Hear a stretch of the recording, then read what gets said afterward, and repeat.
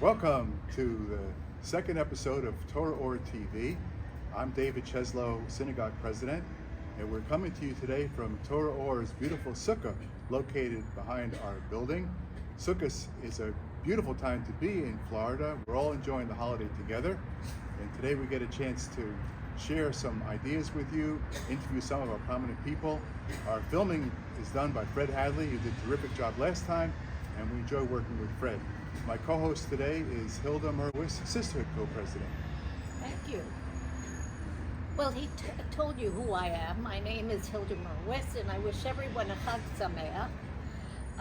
I want to introduce our two speakers today.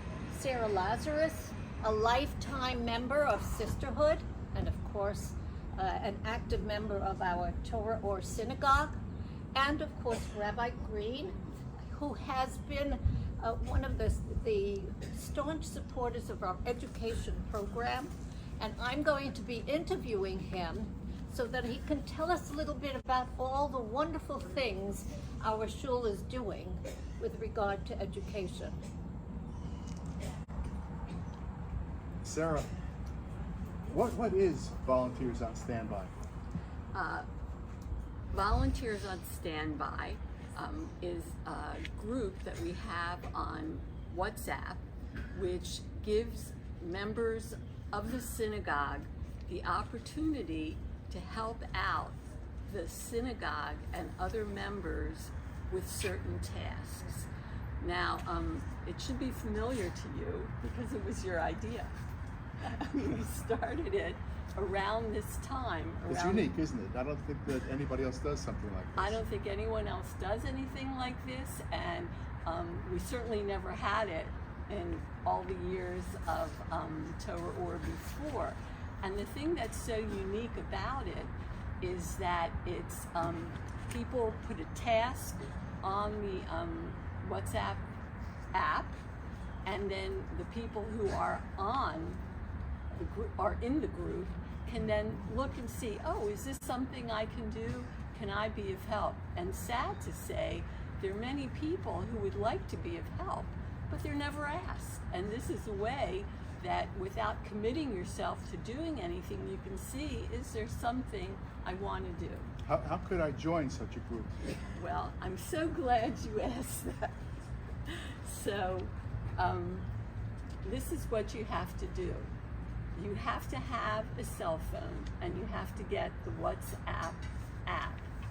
Then you have to send me an email with your phone number, and I will put you in my contacts. And then you have to put me in your contacts. So how do you send me an email? My email address is Sarah with an H at lazari.com. And my phone number is 410-499-2818. And once that's done, when you open up WhatsApp, you'll see that you have a group, and it's called Volunteers on Standby. So what happens if I see a task that's put out there and I want to volunteer to do that task? How do I do that? Generally, all you have to do is respond, because the person who's put the task on is a member of the group as well.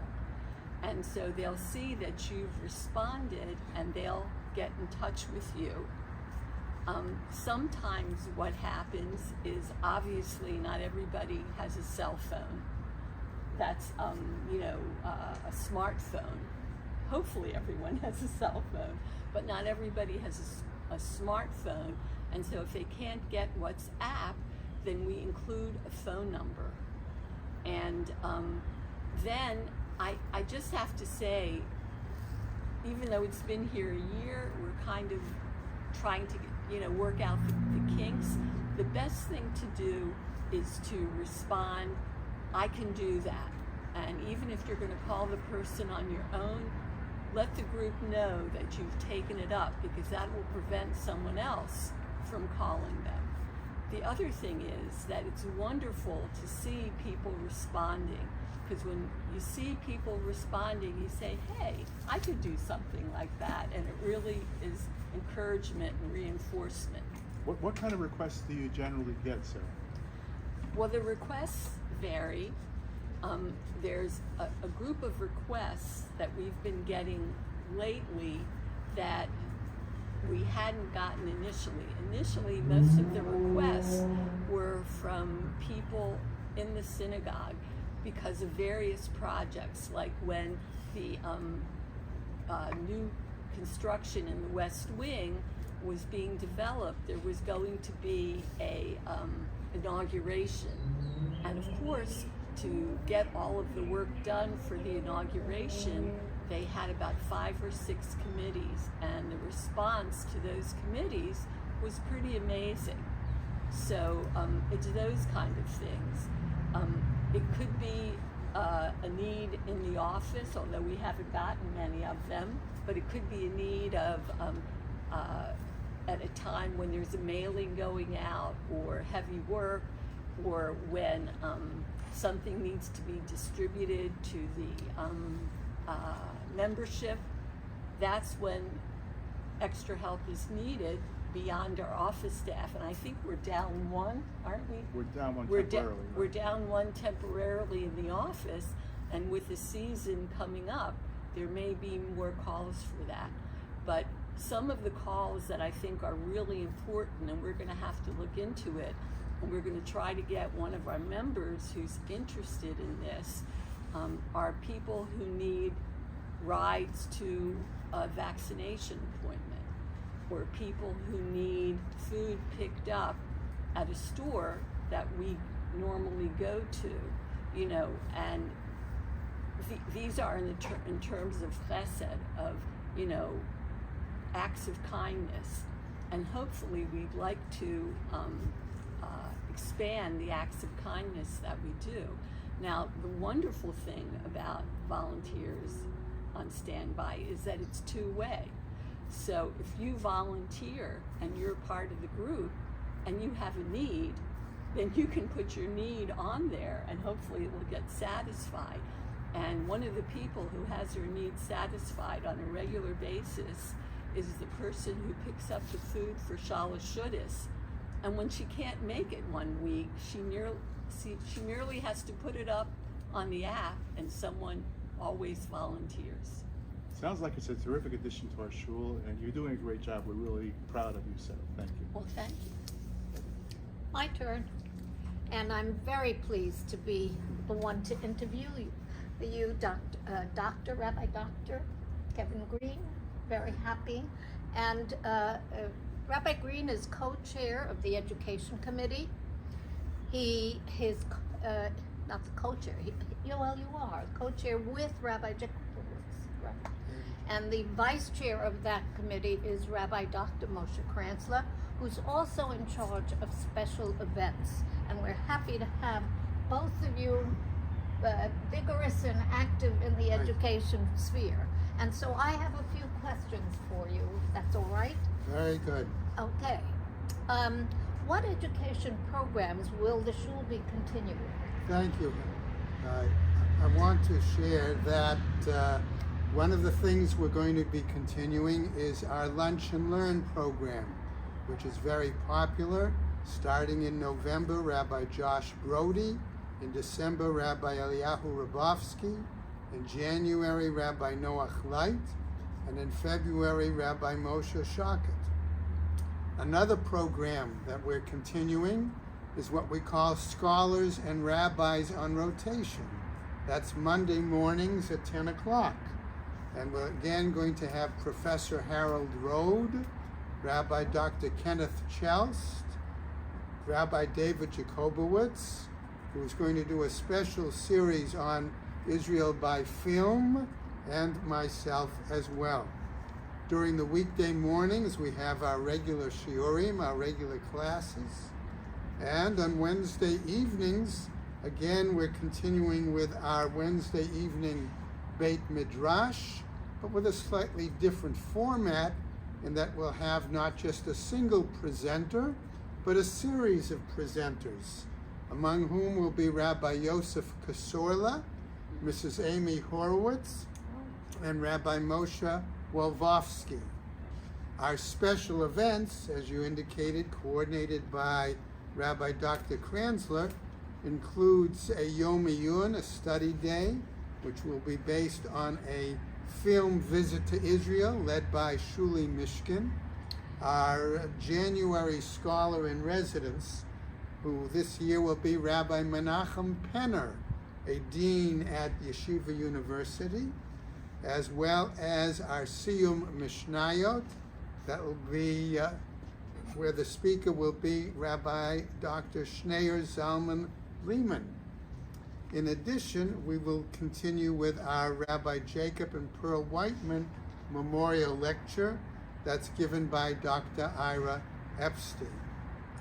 You have described an extraordinary series of programs. Many of them are old but revitalized, is what I'm hearing. Are there any real new events that we can anticipate? Yes, there is, Hilda. We're very pleased that through the aegis of our Marada Asra, Rabbi Yasker, we have been able to secure an Israeli guest speaker, visiting scholar.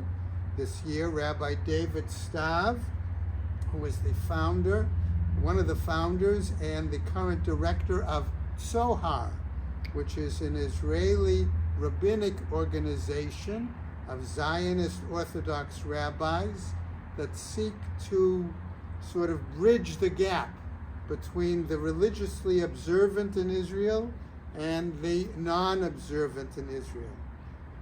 That will be held in February, whereas our regular scholar in residence, Rabbi Penner, will be speaking in January.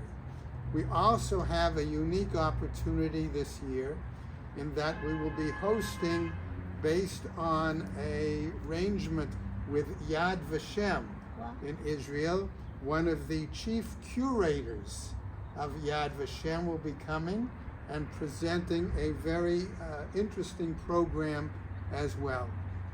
We hope to have some additional new lectures this year, but all of these should provide, in addition to our regular shiurim and our regular classes of Bible study and Talmud study, various opportunities for men and women regarding of what their background is to participate in learning opportunities here at Torah Ohr. There's no question that you're encouraging everyone with this video to hear all of these programs and having them come, but is there anything else that you are doing to encourage people, to let them know of all of these extraordinary, I am so impressed with everything you've identified, not only here, but coming from Israel. It's just amazing.